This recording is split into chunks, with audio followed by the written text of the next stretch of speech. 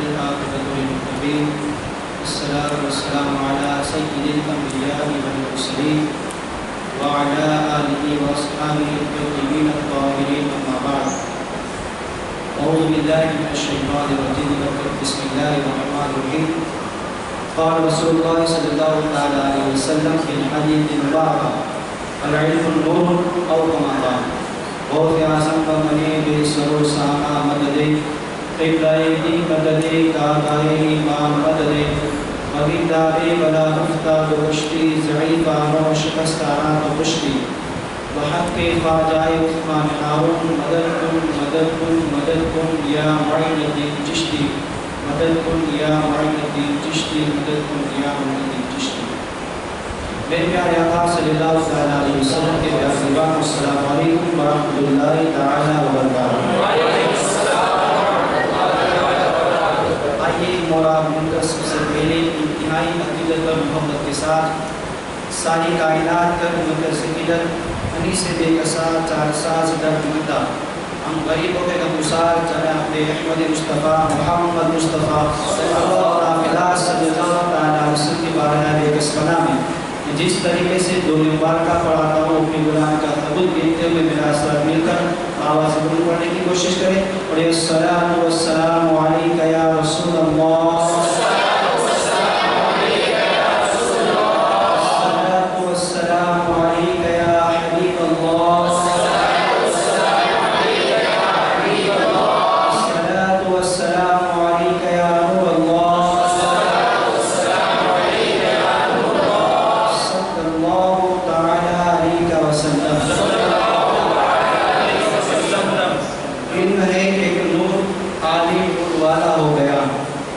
علم ہے ایک نور عالم نور والا ہو گیا، مصحف قرآن سے سینہ اجالا ہو گیا، مصحف قرآن سے سینہ اجالا ہو گیا۔ علم دی ہے سرکار کا اے مومنوں، علم دی ہے میراث سرکار کا اے مومنوں، آج اسی نسبت سے عالم نائب رسول ہو گیا، آج اسی نسبت سے عالم نائب رسول ہو گیا۔ میرے پیارے آقا صلی اللہ علیہ وسلم کے پیارے آپ لوگوں کی ان کے اندر یہ بات میری کہ آج ہماری اس نشست کا عنوان علم اور بزرگان دین کی محنت اور مشقت۔ انشاءاللہ میں پوری کوشش کروں گا کہ جو میرے بزرگان دین کی کتابوں سے ضیاء حاصل کی انشاءاللہ میں کوشش کروں گا کہ اس کے مطابق کچھ آپ کی خدمت کے اندر عرض کروں۔ میرے پیارے آقا صلی اللہ علیہ وسلم کے پیارے دیوان، دیکھیں کہ آج پوری دنیا کے اندر ہر انسان کی خواہش ہوتی ہے، ہر انسان کی تمنا ہوتی ہے کہ لوگ اس کی عزت کریں، لوگ اس کو عزت کی نگاہ سے دیکھیں، چاہے انسان غریب ہو چاہے انسان امیر ہو، ہر انسان کی خواہش ہے، انسان کی تمنا ہے کہ دنیا بھر کے سارے انسان اس کی عزت کریں، لوگوں کی نگاہ کے اندر اس کی عزت ہو، لوگوں کی نگاہ کے اندر اس کی تعظیم ہو۔ جب وہ راستے کے اندر سے گزرے یا کسی اور جگہ جائے تو لوگ اس کی تعظیم کے لیے کھڑے ہو جائیں۔ ہر انسان کی خواہش ہے، ہر انسان کی تمنا ہوتی ہے۔ اسی تمنا کو حاصل کرنے کے لیے، اسی چیز کو عزت کو حاصل کرنے کے لیے انسان ہر ممکن کوشش کرتا ہوا نظر آتا ہے۔ کوئی اس عزت کو پانے کے لیے مال و دولت کے اندر لگ جاتا ہے، مال و دولت حاصل کرنے کے اندر اپنی زندگی کے ایام کو گزارتا ہوا نظر آتا ہے۔ کوئی اس عزت کو حاصل کرنے کے لیے عہدے کے اندر عہدے کو پانے کے لیے انسان اپنی زندگی کے ایام کو خرچ کرتا ہوا نظر آتا ہے۔ کیا مال اور دولت سے جو عزت حاصل کی جاتی ہے وہ دائمی طور پر عزت حاصل ہوتی ہے؟ کیا جو عہدے کی بنا پر جو انسان کو عزت حاصل ہوتی ہے وہ انسان کو عزت دائمی طور پر حاصل ہوا کرتی ہے؟ تو یاد رکھو کہ جو مال کی بنا پر جو عزت انسان حاصل کرتا ہے صرف اور صرف عارضی طور پر ہوا کرتی ہے، اور عہدے کی بنا پر جو انسان عزت حاصل کرتا ہے وہ عزت بھی عہدے کی بنا پر جو حاصل کی اس نے وہ بھی عارضی طور پر ہوتی ہے۔ اب میں آپ کو سمجھانے کی انشاءاللہ کوشش کروں گا۔ آپ دیکھیں کہ انسان کے پاس جب مال نہیں ہوتا اور اللہ تعالیٰ اس کے رزق کے اندر جب برکت عطا فرماتا ہے، جب اس کے رزق کے اندر برکت ہوتی ہے تو مالدار ہو جاتا ہے۔ پہلے وہ مفلس تھا لیکن اس کے پاس اب مال آ گیا۔ پہلے لوگ اس کی عزت نہیں کرتے تھے، جب اس کے پاس مال آیا تو لوگ اس کی تعظیم کرنے لگے اور لوگ اس کی عزت کرنے لگے۔ اسی وجہ سے کیونکہ اس کے پاس پیسہ آ گیا، اس وجہ سے کیونکہ اس کے پاس مال آ گیا۔ اب کچھ عرصے تک، کچھ سالوں تک اس کے پاس مال رہا، مال موجود رہا، لیکن جیسے ہی کچھ دن گزرے، کچھ ایام گزرے، کچھ سال گزرے، تو اللہ تعالیٰ نے جو اس کی روزی کے اندر برکت عطا فرمائی تھی اس کی روزی سے برکت چھین لی. جو مال تھا اس کے پاس وہ مال آہستہ آہستہ ختم ہونے لگا. اب جو لوگ اس کی عزت کرتے تھے, اب لوگ اس کو جو پہلے عزت دیتے تھے, جب اس کے پاس مال ختم ہو جائے گا تو ایسی عزت نہیں دے گی جو مال ہونے کے بعد جب اس کے پاس عزت ہوا کرتی تھی. اب دوسرا شخص یہ تھا کہ اس نے عہدے کی بنا پر عزت حاصل کی تھی. وہ یہ سوچ رہا تھا کہ اگر میرے پاس عہدہ ہوگا تو لوگ میری عزت کریں گے, دنیا کا لوگ مجھے عزت کی نگاہ سے دیکھیں گے. اب اس عہدے کو پانے کے لیے بہت محنت و مشقت کرتا رہا, بہت مشکلوں کا سامنا کرتا رہا. اس کے بعد اس نے بہت محنت کرنے کے بعد, مشکلوں کا سامنا کرنے کے بعد اس نے عہدہ حاصل کر لیا. اب لوگ اس کی عزت کرتے ہیں, جہاں بھی وہ جاتا تھا لوگ اس کو عزت کی نگاہ سے دیکھتے تھے. جب بھی کسی جگہ سے گزرتا لوگ اس کے ادب کے لیے کھڑے ہو جاتے تھے. کیوں؟ کیونکہ اس کے پاس ایک عہدہ تھا, اس کے پاس ایک کرسی تھی. اس کرسی کی بدولت انسان اس کی عزت کرتا ہوا نظر آتا تھا. اب کسی وجہ سے اس عہدے سے اس کو معزول کر دیا گیا, نکال دیا گیا. اب کیا لوگ اس کی عزت کریں گے جس طریقے سے پہلے عزت کیا کرتے تھے؟ تو جس کے پاس مال تھا اس مال کی بنا پر جو عزت حاصل کی تھی وہ بھی عارضی طور پر تھی, یعنی کچھ سال کے لیے اس کو عزت حاصل ہوئی تھی. جب عہدے کی بنا پر اس نے عہدے کے لیے اپنی زندگی کے ایام صرف کیے, زندگی کے ایام گزارتا رہا اسی نیت کے ساتھ تاکہ عہدے پر فائز ہو تو لوگ اس کو عزت کی نگاہ سے دیکھیں. اب اس کو عہدے سے معزول کر دیا گیا, نکال دیا گیا. اب کیا اس کو بھی لوگ عزت کی نگاہ سے دیکھیں گے جس طریقے سے پہلے دیکھتے تھے؟ تو پتا چلا کہ لوگ اس انسان کی عزت نہیں کرتے تھے بلکہ اس کے مال کی عزت کرتے تھے. جس کے پاس وہ مال تھا لوگ اس کے عہدے کی عزت کرتے تھے, اس انسان کی عزت نہیں کیا کرتے تھے. کیوں؟ کیونکہ جو پیسے سے عزت حاصل کی جاتی ہے اس صرف اور صرف عارضی طور پر عزت ہوا کرتی ہے, اور جو عہدے سے عزت حاصل کی جاتی ہے وہ بھی عارضی طور پر ہوا کرتی ہے. لیکن دنیا کے اندر ایک ایسی جماعت ہے جن کی عزت کو کبھی زوال آتا ہی نہیں, جن کی عزت کبھی کم ہوتی ہی نہیں. مال اور دولت سے عزت حاصل کرنے والے کی عزت مستقبل کے لیے کم ہو سکتی ہے, عہدے کی بنا پر جو عزت حاصل کی جائے وہ بھی مستقبل کے لیے کم ہو سکتی ہے. لیکن دنیا کے اندر ایک ایسی جماعت ہے جن کے پاس ایک ایسی عظیم دولت ہے, اس عظیم دولت کے اندر اللہ تعالیٰ نے اس کو اتنی عزت عطا فرمائی کہ دنیا کے اندر بھی لوگ اس کو عزت کی نگاہ سے دیکھتے ہیں, اور قیامت کے دن بھی اللہ تعالیٰ اسے عزت عطا فرمائے گا. تو جماعت کسی اور کی نہیں, علم والوں کی جماعت ہے. علم ایک ایسی عظیم دولت ہے جس علم کے برکت سے اللہ تعالیٰ دنیا کے اسے عزت عطا فرماتا ہے, قبر کے اندر بھی اسے عزت حاصل ہوتی ہے اور قیامت کے دن بھی اسے عزت حاصل ہوتی ہے. تو پتا چلا دنیا کے اندر تو انسان کو عزت چاہیے تو مال اور دولت سے عزت مل سکتی ہے لیکن صرف عارضی طور پر, عہدے سے عزت مل سکتی ہے لیکن صرف عارضی طور پر. اگر بندے نے علم دین حاصل کیا ہوگا, دین کا علوم اس نے حاصل کیا ہوگا, اس پر عمل پیدا ہو جائے گا تو اس علم کے برکت سے اللہ تعالیٰ دنیا کے اندر اسے ہمیشہ عزت عطا فرمائے گا اور قیامت کے دن بھی اسے ہمیشہ عزت عطا فرمائے گا. تو پتا چلا کہ علم ایک ایسی عظیم نعمت کا نام ہے جو بندے کو اگر فرش پر ہو تو آسمان کی بلندی سے نصیب کرتے ہیں, اگر وہ انسان زمین پر ہو تو آسمان کی بلندی جس چیز سے نصیب ہوتی ہے وہ اس مسلمان اور علم کی دولت ہے. علم کی دولت سے انسان اللہ کا ولی بھی بنتا ہے, علم کی دولت سے انسان جو ذرہ تھا وہ ستارہ بھی بنتا ہے. علم ایسی نعمت ہے جس کی برکت سے اللہ تعالیٰ اپنی معرفت حاصل کرواتا ہے. ایک بادشاہ گزرا جس کا نام نظام الملک توسی, یہ ایک مدرسہ چلا رہا تھا جس کا نام نظامیہ تھا. ایک دن ایک شخص اس بادشاہ کے پاس گیا اور کہا کہ جو آپ یہ مدرسہ چلا رہے ہیں اس کے اندر زیادہ تر لوگ صرف دنیا دار پڑھتے ہیں, زیادہ تر لوگ دنیا دار پڑھتے ہیں. بادشاہ نے کہا کہ میں مدرسہ چلا رہا ہوں دن کے خاطر اور یہاں پر دنیا دار لوگ پڑھتے ہیں. اس نے کہا کہ ہاں, جو آپ جو سارا مال خرچ کر رہے ہیں یہ صرف آپ کا ضائع جا رہا ہے, کچھ آپ کو کام نہیں دے گا, کیونکہ اس مدرسے کے اندر 60% جو بچے پڑھ رہے ہیں وہ 60% دنیا کے لیے پڑھ رہے ہیں. تو بادشاہ گیا مدرسے کے اندر ایک دن, جیسے مدرسے کے اندر داخل ہوا ایک بچے سے ملاقات ہوئی, کہا کہ السلام علیکم. کہا وعلیکم السلام. بیٹا آپ کس کے بیٹے ہو؟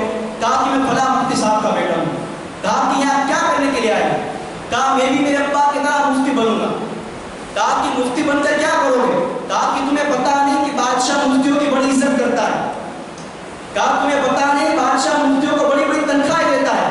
کہا اس وجہ سے مفتی بنتے ہو؟ کہا کہ ہاں میں اسی وجہ سے مفتی بنتا ہوں تاکہ علم سیکھنے کے بعد بادشاہ میری عزت کرے. اس بادشاہ نے کہا کہ جو میں نے سنا تو سب سنا, یہاں صرف دنیا دار, اس کے بعد وہ بادشاہ اور آگے چلا، پھر ایک لڑکی کے پاس پہنچا، کہا کہ السلام علیکم، کہا وعلیکم السلام، بیٹا آپ کس کے بیٹے ہو؟ کہا کہ میں فلاں قاضی صاحب کا بیٹا ہوں۔ کہا کہ یہاں کب سے پڑھ رہے ہو؟ کہا کہ کچھ ایام سے، کچھ روز سے میں علم دین حاصل کر رہا ہوں۔ کہا کیوں کر رہے ہو؟ کہا کہ میں بھی میرے ابا کی طرح قاضی بنوں۔ قاضی مینس اس وقت کے اندر جج ہوا کرتا ہے۔ کہا کہ میں بھی میرے ابا کی طرح قاضی بنوں گا۔ کہا کیوں؟ کہا کہ تمہیں پتہ نہیں بادشاہ قاضیوں کی بڑی عزت کرتا ہے اور سب سے زیادہ تنخواہ قاضی کو ملتی ہے، اس وجہ سے میں علم حاصل کر رہا ہوں۔ بادشاہ نے اس کی بھی بات سنی اور کہا کہ جو کچھ سنا تھا وہ سب کے سب بات صحیح ہو رہی ہے۔ پھر آگے بڑھا بادشاہ، تیسرے بچے سے ملاقات ہوئی، کہا کہ السلام علیکم، وعلیکم السلام۔ کہا بیٹے کس کے بچے ہو؟ کہا کہ میں فلاں عالم صاحب کا بیٹا ہوں۔ کہا کہ یہاں کیوں آئے ہو؟ کہا کہ میں علم سیکھنے کے لیے آیا ہوں۔ کہا کہ علم سیکھ کر کیا کرو گے؟ کہا کہ میں بھی میرے ابا کی طرح عالم بنوں گا۔ کہا عالم بنو آپ کے ابا کی طرح؟ کہا کہ ہاں۔ عالم بننے کے بعد کیا کرو گے؟ کہا کہ تمہیں پتہ نہیں سب سے زیادہ بادشاہ کسی کی عزت کرتا ہے تو عالموں کی عزت کرتا ہے، سب سے زیادہ بادشاہ کسی کو تنخواہ دیتا ہے تو عالموں کو تنخواہ دیتا ہے۔ کہا کس لیے عالم بن رہے ہو؟ کہا کہ ہاں میں اس وجہ سے عالم بن رہا ہوں۔ بادشاہ نے اسی وقت نیت کر لی کہ مدرسہ میں بن کر کے رہوں گا۔ کہا کہ جہاں سارے کے سارے بچے صرف دنیا دار بنتے ہو، مدرسہ چلانے کی ضرورت کیا ہے؟ بادشاہ نے نیت کر لی مدرسہ بند کروں گا۔ جیسے ہی بادشاہ باہر نکلا تو بادشاہ دیکھتا ہے کہ ایک لڑکا دروازے کے اوپر روشنی کے پاس علم دین حاصل کر رہا ہے، کتاب پڑھ رہا ہے۔ بادشاہ نے کہا السلام علیکم، وعلیکم السلام، کچھ جواب نہیں دیا، کتاب کا مطالعہ کر رہا ہے۔ کہا کہ بیٹے کس کے بیٹے ہو؟ کہا کہ فلاں ابن فلاں۔ پھر کتاب کا مطالعہ کرنے، کہا کہ یہاں کیا کرنے آئے ہو؟ کہا کہ میں علم دین حاصل کرنے کے لیے آیا ہوں۔ بادشاہ نے کہا اسے اس بات تو کرو۔ کہا کہ میں آپ سے بات کرنے کے لیے نہیں آیا ہوں، میں یہاں سے مدرسے میں اس لیے آیا ہوں تاکہ میں علم حاصل کروں۔ بادشاہ نے کہا کہ آپ یہاں پر علم سیکھنے کے لیے آئے ہو؟ کہا کہ جی ہاں۔ کہا علم سیکھ کر کیا کرو گے؟ کہا کہ میں علم سیکھ کر اپنے رب کو پہچانوں گا، میں علم سیکھ کر دین کی خدمت کروں گا۔ بادشاہ نے اسی وقت دل کے اندر نیت کر لی کہ چاہے کوئی بچہ پڑھے یا نہ پڑھے لیکن ایک بچہ ضرور پڑھے گا۔ جب وہی بچہ علم سیکھ کر مدرسے سے باہر نکلتا ہے تو وہی بچہ امام غزالی بنتا ہوا نظر آتا ہے۔ پتہ چلا کہ علم ایک ایسی عظیم نعمت ہے جو بادشاہ کو بھی اپنے دربار کے اندر کھڑا کر دیتی ہے۔ علم والا کے پاس، علم والوں کے پاس وقت کے مالدار نظام درم مستحق کرتے ہوئے نظر آتے ہیں۔ علم ایک ایسی عظیم نعمت ہے جو عبد کو معمول سے ملا دیتی ہے۔ علم ایک عظیم نعمت ہے جو انسان کچھ نہ تھا، علم اس کو آسمان کی طرف بلندی نصیب کرتے ہوئے نظر آتی ہے۔ علم ایک عظیم نعمت ہے جو فقیر ہوتا ہے، علم کی برکت سے بادشاہ بنتا ہوا نظر آتا ہے۔ علم ایک ایسی عظیم نعمت ہے جو قید سے چھڑا کر بادشاہ بناتا ہوا نظر آتا ہے۔ یوسف علیہ السلام کا واقعہ آپ کی نگاہ کے سامنے ہوا۔ یوسف علیہ السلام قید کے اندر تھے لیکن علم کی بدولت تھے، علم کو اللہ تعالیٰ نے عطا کیا تھا، قید سے نکالے گئے اور مصر کے بادشاہ بنے صرف اور صرف علم کے برکت سے۔ تو یاد رکھو کہ علم ایسی عظیم نعمت ہے جو انسان کو اللہ کا دوست بھی بنا دیتی ہے۔ بھائیے کہ بزرگان دین نے کس طریقے سے علم حاصل کیا، جتنا میرے پاس وقت ہے انشاءاللہ میں پوری کوشش کروں گا کہ بزرگان دین نے کس طریقے سے علم حاصل کیا اور اس کے سننے کے دن انشاءاللہ ہماری کچھ اسلامی انضمام کریں گے۔ حضرت عبید بن یعیس جلیل القدر محدث گزرے اور امام بخاری اور امام مسلم کے شیخ ہیں حدیثوں کے اندر۔ اہل علم حضرات کے علم کے اندر بات ہوگی کہ حدیثوں کے معاملے کے اندر شیخ کس کو کہا جاتا ہے۔ امام بخاری امام مسلم کے شیخ گزرے حضرت عبید بن یعیس۔ علامہ ذہبی نے سیرت عمر النبلا کے اندر صفحہ نمبر 458 کے اندر ان کے متعلق ایک بہت ہی پیاری روایت نقل فرمائی ہے۔ سنے کہ بزرگان دین نے کس طریقے سے علم دین حاصل کیا۔ آپ کو علم سے اتنی محبت تھی کہ آپ نے 30 سال تک آپ کو آپ کی بہن رات کا کھانا کھلاتی رہی اور آپ صرف علم دین حاصل کرتے رہے۔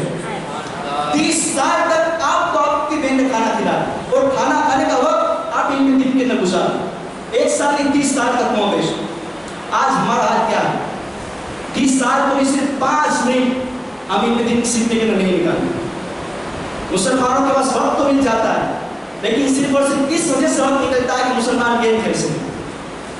مسلمانوں کے پاس وقت تو آج بہت سارا ہے لیکن اس وجہ سے مسلمان اس چیز کے اندر وقت نکالتا ہے تاکہ اپنے بزنس کو آگے بڑھا سکے، اپنے بزنس کو پروش دے سکے۔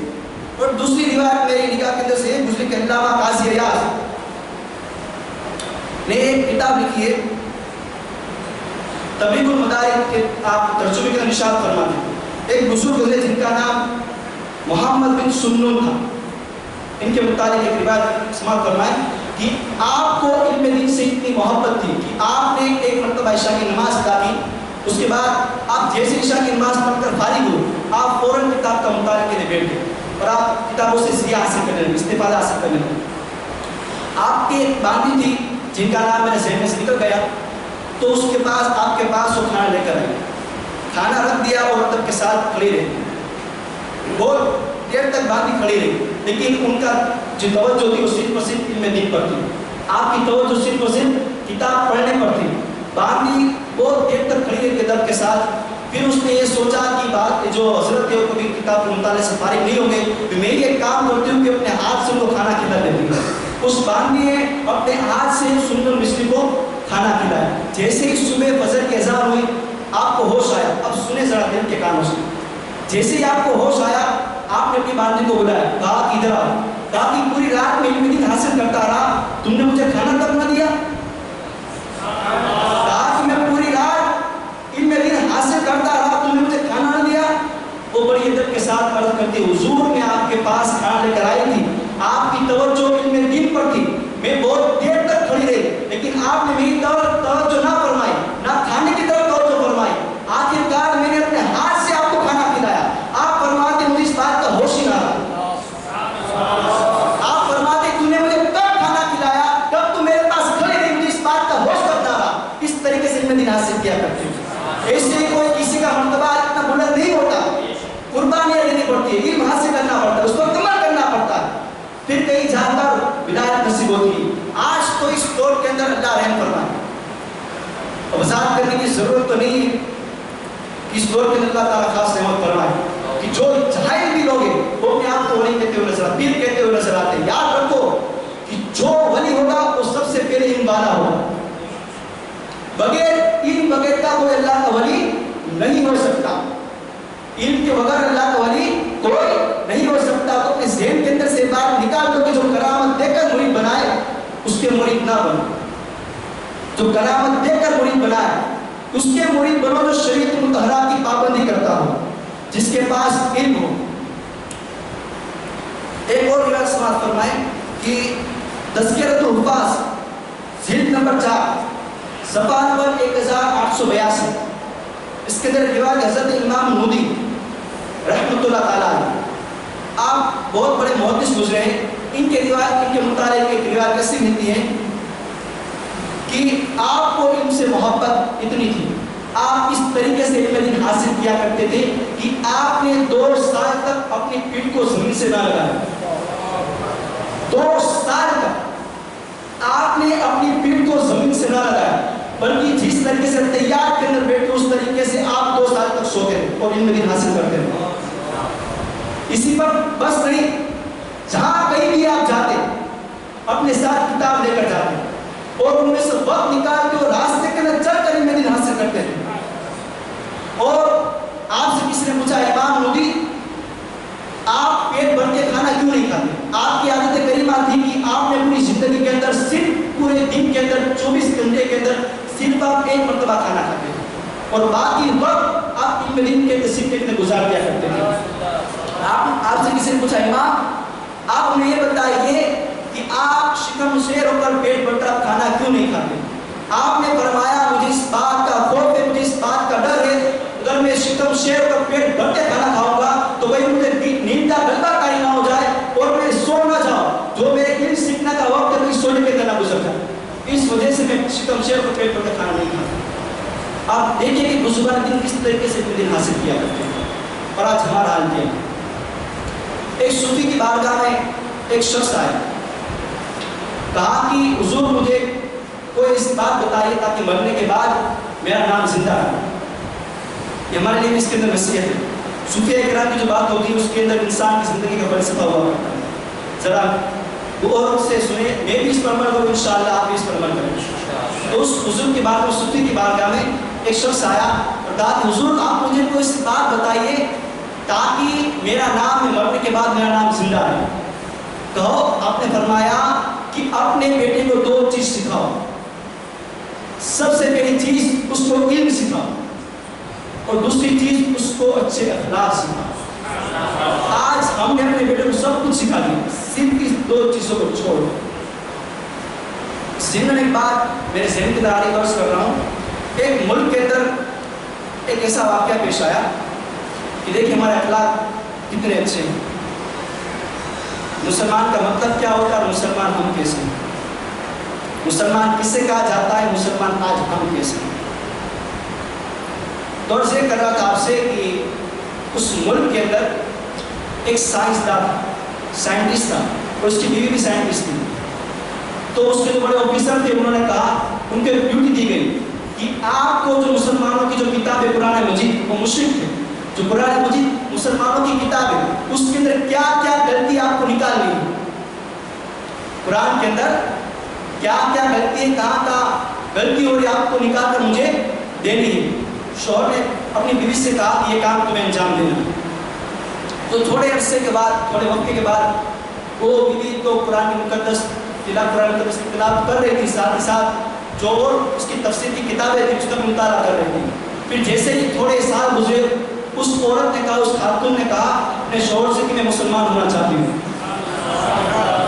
کہا کہ میں مسلمان ہونا چاہتی ہوں. کہا کہ کیوں؟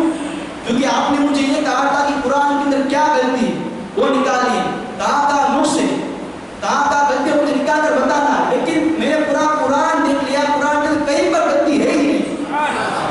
اور سب سے بہترین مذہب اگر تو دنیا کے اندر ہے تو مذہب اسلام ہے, اس وجہ سے مسلمان بننا چاہتی ہوں. کہا کہ تجھے کیا بک رہی ہے, تجھے کیا بول رہی ہے؟ کہا کہ جو آپ سننے میں سب بتا ہے میں مسلمان ہونا چاہتا ہوں. کہا کہ تو مسلمان نہیں ہو سکتی, ہمارا مذہب عیسائی مذہب ہے, ہم اپنے پردادا کے مذہب پر, باپ دادا کے مذہب پر ہم قائم رہنے والے ہیں, تو اسلام مذہب قبول نہیں کر سکتی. اس نے کہا جو بھی کر لو, مجھے اسلام مذہب پسند آ گیا ہے, میں اسلام مذہب کو قبول کر کے رہوں گی, کلمہ پڑھ کر رہوں گی. اس نے کہا کہ صرف میری ایک شرط. اب سننا دوست, اس نے کہا کہ صرف میری ایک شرط ہے. تو اس نے کہا کون سی شرط؟ کہا کہ جہاں میں لے جاؤں تجھے میرے ساتھ آنا ہے, بس اتنی سی بات. آپ جہاں لے جائیں مجھے آپ کے ساتھ آنا ہے. کہا مجھے شرط منظور ہے. تو جو شوہر تھا بڑا عقلمند تھا, وہ کہاں لے گیا جہاں مسلمانوں کا علاقہ تھا.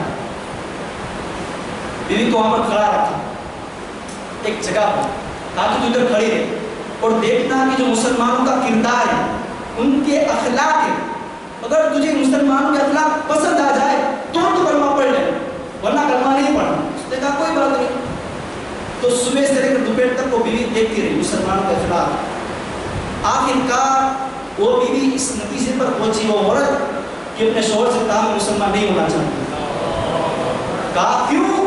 کہا کہ میں نے قرآن کی طرف پڑھا کہ سب سے بہترین مذہب اسلام ہے, لیکن مسلمانوں کے اخلاق دیکھا تو سب سے گھٹیا اخلاق مسلمانوں کے. یاد رکھو مسلمانوں کے جو لوگ تم سے دور ہو گئے وہ تمہارے اخلاق دیکھ کر دور ہو گئے. لوگ قرآن پڑھنے نہیں آئیں گے, لوگ کتاب پڑھنے نہیں آئیں گے, مسلمانوں ہمارے اخلاق دیکھیں گے, ہمارے اخلاق کتنے اچھے ہیں, ہمارے اخلاق کتنے پختہ ہیں. مشرک لوگ قرآن مقدس کی تلاوت نہیں کریں گے, بخاری مسلم پڑھنے نہیں آئیں گے, اور کتاب نہیں پڑھیں گے, بلکہ ہمارے کردار سے متاثر ہوں گے. آج ہمارے کردار اتنے نے گھٹیا بنا دیے کہ کوئی ہم سے دیکھ کر متاثر ہوتا ہی نہیں, صرف ہم سے دور بھاگا. چاہے تجارت کا معاملہ ہو, چاہے ہمارے پڑوس کا معاملہ ہو, چاہے رشتے دار کا معاملہ ہو, ہر جگہ پہ مسلمانوں کے لیے, ہر جگہ سے مسلمان سب سے پہلے فہرست پر نمبر بناتا ہے. چاہے چوری کا معاملہ ہو مسلمان پہلے کے لیے, چاہے زنا کا معاملہ ہو مسلمان پہلے کے لیے, چاہے جھگڑا کر رہا ہو مسلمان, سب سے پہلے مسلمان, ہر کام کے لیے مسلمان سب سے پہلے نظر آئے گا. کیوں ہوتا ہے؟ صرف علم کی کمی کی وجہ سے. مسلمان آج تمہیں پوری دنیا کے رسوا کیا جا رہا ہے صرف اور صرف اسی وجہ سے کیونکہ تم نے علم دین حاصل نہ کیا. آج تو پوری دنیا کے اندر ذلیل و خوار مسلمان ہو رہے ہیں, اس کی ایک وجہ یہ بھی مسلمانوں نے علم دین سے دوری اختیار کی. مسلمان جس طریقے سے رہنا چاہیے مسلمان کو اس طریقے سے رہنا کی شعور ہی نہ رہا. جب علم ہی نہیں تو مسلمانوں کو پتہ کیسے چلے گا کہ مسلمانوں کے ساتھ کس طریقے سے رہا جاتا ہے, کیا حقوق ہے. جب علم سیکھے گا تو پتہ چلے گا نا کہ مسلمانوں کے کیا حقوق ہے, مشرک کے کیا حقوق ہے, پڑوسی کے کیا حقوق ہے, ماں باپ کے کیا حقوق ہے, اساتذہ کے کیا حقوق ہے, اور لوگوں کے کیا حقوق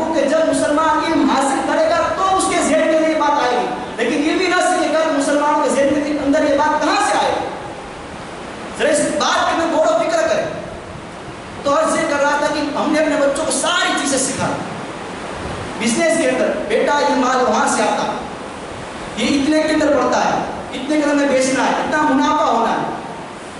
لیکن مسلمان تجھے یہ بھی پتا ہونا چاہیے کہ جہاں تو اپنے بزنس کے متعلق بتاتا ہے، علم دین کے متعلق تجھے بتانا چاہیے. مسلمان یہ بھی سکھاتا ہے کہ اپنے بیٹوں کو کہ جب اسکول کے اندر جاؤ تو وقت سے پہلے جایا کرو، اسکول کا ہوم ورک کمپلیٹ کیا کرو. جب بیٹا ایک بھی اسکول نہ جائے، ٹیوشن نہ جائے تو ماں بھی ناراض ہو جاتی ہے، باپ بھی ناراض ہو جاتا ہے. اگر 2 دن اسکول کی چھٹی لگا لی تو باپ بھی غصہ ہو جاتا ہے، ماں بھی غصہ ہو جاتی ہے. لیکن اگر بیٹا 1 مہینے تک مدرسے نہ جائے تو کوئی پرواہ نہیں. یہ مسلمانوں کا حال ہے. پھر ہم یہ کہتے ہیں کہ میرا بیٹا مجھے گالی دے رہا ہے، میرا بیٹا مجھے گھر سے باہر نکالا ہے. ارے میرے بھائی، جب اس کو علم سکھانے کی ضرورت تھی تو نے علم دیا نہیں.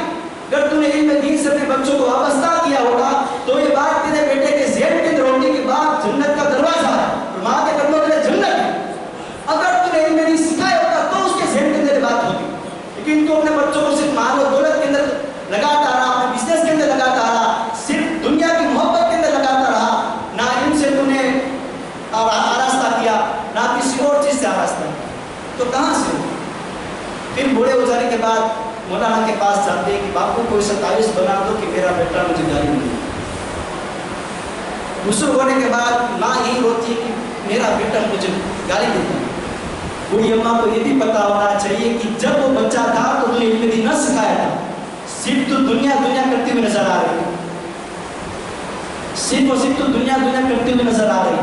تو نے اپنے بیٹوں کو علم دیا نہیں اور جیسا بو گے ویسا پاؤ گے. یہ اصول شیخ سعدی نے فرمایا تھا، اگر تم کوئی اور چیز بولتے ہو، اچھی چیز بولو گے تو اچھی چیز نکلے گی، اگر بری چیز بولو گے تو بری چیز نکلے گی. تو ہم اپنے بچوں کو کیا سکھائیں؟ علم دین سے ہماری محبت اپنے بچوں کے لیے ہے، یا پھر اسکول کے اس کا کوئی منع نہیں کرتا، اسلام مذہب ہرگز منع نہیں کرتا کہ اپنے بچوں کو دنیا کی تعلیم نہ دو. بلکہ میں یہ کہتا ہوں جہاں دنیا کی تعلیم لیتے اس سے زیادہ توجہ دین کے اندر ہونی چاہیے، اس سے زیادہ توجہ ہماری دین کے اندر ہونی چاہیے. میرے پیارے آقا صلی اللہ علیہ وسلم کے پیارے دیوانوں، حضرت مختوم اشرف جہانگیر سمنانی رحمۃ اللہ تعالیٰ علیہ، آپ کے ملفوظات کے اوپر ایک کتاب لکھی گئی ہے جس کا نام لطائف اشرفیہ. آپ اس کتاب کے جو ملفوظات ہیں آپ کے خلیفہ نظام الدین رحمۃ اللہ تعالیٰ نے جمع کی. اس کے اندر ایک بہت ہی پیارا آپ نے ایک واقعہ بیان فرمایا کہ ایک فقیر تھا، ایک مشرک شخص تھا، وہ گلی سے گزر رہا تھا. اب دیکھو جو علم والوں سے محبت کرتا ہے اس کا انجام کیا. وہ گلی سے گزر رہا تو اس نے دیکھا کہ ایک طالب علم بندہ، ایک طالب علم لڑکا ایک جگہ پر بیٹھ کر اپنے قلم سے کچھ لکھ رہا. جب اس نے دیکھا اس کافر نے تو اس کے پاس گیا. جیسے اس کے پاس بچے کے پاس گیا تو اس کے ہاتھ کے اندر جو قلم تھی وہ نیچے گر گئی. صرف اس نے اس قلم کو اٹھا کر اس طالب علم کے ہاتھ میں اس قلم کو دے دیا. توجہ چاہوں، وہ جو قلم سے لکھ رہا تھا وہ قلم اس کے ہاتھ سے گر گئی اور اس نے یہ کیا کہ اس قلم کو زمین سے اٹھا کر اس طالب علم کے ہاتھ کے اندر دے دیا. مختوم اشرف فرماتے ہیں کہ یہ ادا اللہ کو اتنی پسند آ گئی جب وہ مرا تو اللہ تعالیٰ اسے ایمان کی دولت عطا فرما دی. آپ فرماتے ہیں اس وجہ سے کیونکہ وہ بچہ علم دین حاصل کر رہا تھا، اس نے اس کی مدد. علم دین کی مدد کرنے سے اگر کوئی کافر ہو تو اللہ تعالیٰ اسے ایمان کی دولت نصیب عطا فرماتا ہے. مسلمانوں ہم تو پہلے سے مسلمان ہیں. اگر ہم علم دین حاصل کریں گے، اگر ہم علم سکھا ہوا علم پر عمل کریں گے تو ہمارا مقام مرتبہ کہاں پر ہوگا. لیکن افسوس کے ساتھ، معذرت کے ساتھ یہی عرض کرنا پڑتا ہے، ہمارے اکابرین بزرگان دین بہت بیان فرماتے ہیں کہ مسلمانوں کے پاس ہر شے کے ہر چیز کے جواب نکل جاتا ہے. صرف مسلمان کسی چیز سے غافل ہے، صرف علم سے غافل ہے. سب چیزوں کے لیے مسلمانوں کے پاس ہوتا ہے. آج نوجوانوں کے اندر پتہ نہیں کون کون سی باتوں کے اندر مسلمان آگے بڑھ رہا ہے. کاش کہ مسلمان نوجوان علم کے لیے بھی آگے بڑھتا ہے. اپنے ہاتھ میں موبائل کے رات کو 1 بجے تک صرف گیم تو کھیلتا ہے، لیکن اس نوجوان کو توفیق نہیں ہوتی قرآن مقدس کی تلاوت کرنے. رات کو 12 بجے تک مسلمان चौक के अंदर तो बैठा रहेगा, लेकिन उसको ये तौफीक नहीं होती कि इल्म दीन हासिल किया हो। हर चीज़ के लिए मुसलमानों के पास होने का चाहिए, हर चीज़ से मुसलमानों के पास होता है, तो मुसलमान वक्त नहीं निकालता, सिर्फ और सिर्फ इल्म दीन पर नहीं निकालता। मुसलमानों याद रखो, जो अल्लाह ने जवानी दी है ना, अल्लाह की बड़ी नेमत, तो अपनी जवानी को इल्म दीन सीखने के अंदर गुजारो, इल्म दीन हासिल करने के अंदर गुजारो। कहीं ऐसा ना हो कि मरने के बाद हमें खून के आंसू हो, कहीं ऐसा ना हो कि मरने के बाद पछतावा हो। अभी अल्लाह ने जो मौका दिया है, उस मौके को गोली न जाओ। अल्लाह ने जो वक्त दिया है, उस वक्त को इल्म सीखने के अंदर गुजारो। अपने बच्चों को दीन की तालीम दो, साथ दुनिया की तालीम के साथ दीन की भी तालीम दो। जो चीज़ दुनिया के अंदर काम आने वाली थी, मुसलमानों ने उसे सब कुछ समझ लिया, और जो कब्र के अंदर काम आने वाली थी, मुसलमानों से छोड़ दी, पीठ के पीछे डाल दी। छोटा सा बच्चा है, वो स्कूल के अंदर नहीं जा रहा, तो उसको किसी और जगह नौकरी पर लगा देगा मुसलमान, लेकिन ये नहीं ना सीखा,